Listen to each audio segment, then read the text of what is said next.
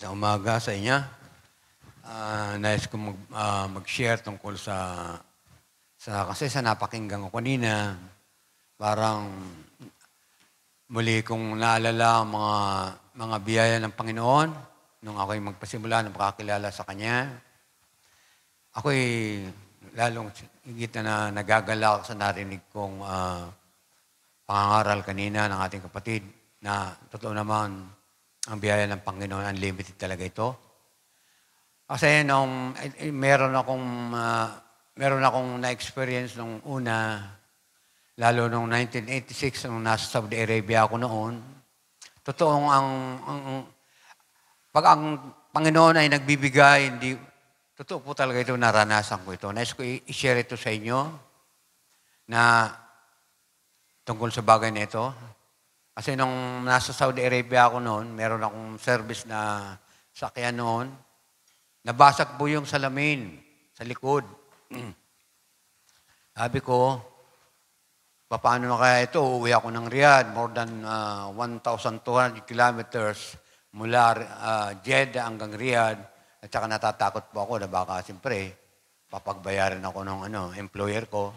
Tsaka malamig kasi bibiyahe ako December noon. Dumating ako alam ko yung pitcha, December 7, 1986. Sabi ko, malamig. Sabi ko, lagyan ko lang ng plywood o ano. Pero nung pagkakataon na yun, wala akong kaalam-alam tungkol sa bagay na espiritual na ko itong i-share sa inyo, na yung mga kasama ko noon ay mga Jehovah Witness. Ano ako sa kanila kasi meron silang ginagawa, nagbabasa na maraming mga binabasa. Ako hindi ako marunong magdasal. Kahit magdasal, hindi ako marunong. Kahit yung Our Father na hindi ako marunong. Kaya sabi ko, Panginoon, ano ba itong buhay ko na to? Wala man lang akong alam tungkol sa spiritual na bagay. So, binabasa ko yung kanilang babasahin, binibigyan akong babasahin, pero kasi ang mga family ko, Catholic, iba naman yung nasi-share sa akin.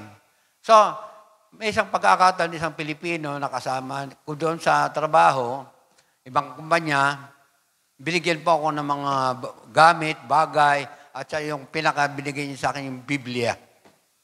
So, sumunod ako sa misis ko na bigyan mo ko ako ng yung libro na maliit na merong panalangin. Pinadala sa akin, in-insert niya sa sobre, yung nandoon yung rosary.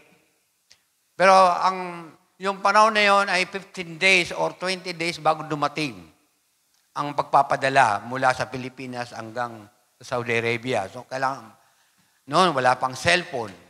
Kaya, hinintay ko yun. Nung may bigay sa akin ang Biblia, yun lang na may simple English lang yun, yung International English Version, madali ko naintindihan. So, doon ko nakita ang kaibahan ng Scripture sa mga tradisyon na alam ko na itong ginagawa ng magulang ko. Iba. Yung nagpano sa akin, tungkol sa bagay na ginawa ng Diyos sa akin, yung nag-aalala ko tungkol sa salamin ng sasakyan. Nung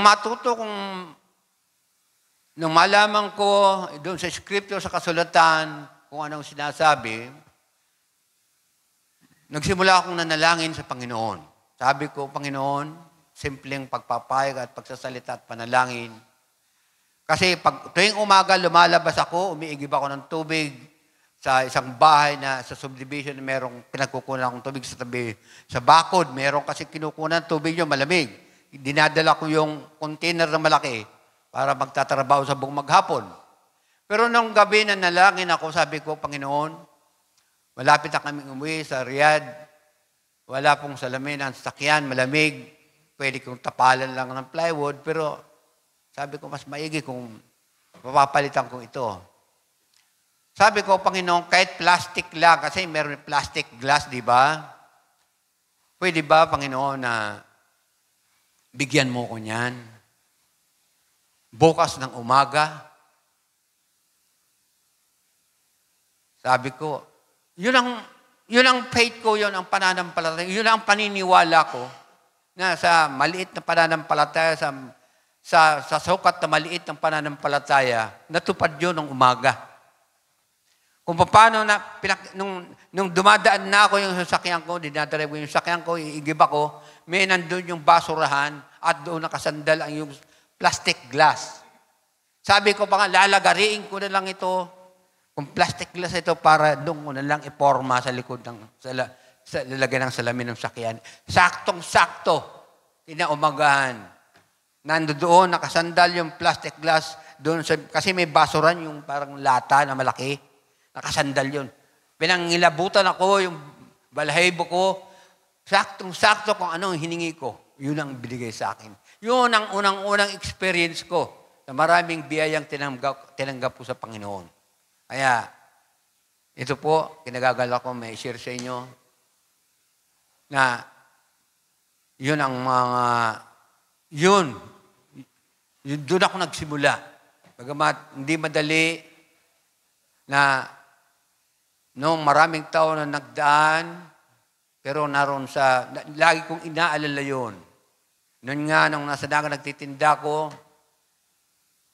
nung nasa denomination church pa ako, umiiyak ako. Meron akong 500 sa aking pitaka, parang naantig yung puso ko, sabi ko, kasi doon tinalakay tungkol sa pagbibigay, sa giving, sa church. Sabi ko, Panginoon, wala akong ibang pera na sa pitaka nito. Mahalaga pa itong 500 noon. Kasi 16 years ako sa Iriga, kanyang pamilya ko. Ininagay ko sa sobre, inilab offering ko. Panginoon, binibigay ko ito na walang kapalit. Sabi ko, alam mo kung ano ang pangangailangan ko. Yun lang. Pero nung nagtitinda kami ng aking asawa, maliit pa yung asawa ko, nagtitinda ako sa Naga, nakakilala ako ng taong binigyan ako ng biyaya. Yung bahay ng binang ko, doon pa ako nakatira noon, maliliit pa mga anak ko noon. Yung bodega, nung palay, pinuno po ng mga sapatos kasi tinitinda ko noon mga footwear, yung mga sandals.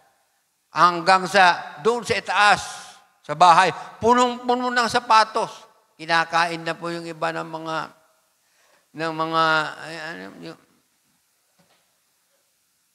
mga babo.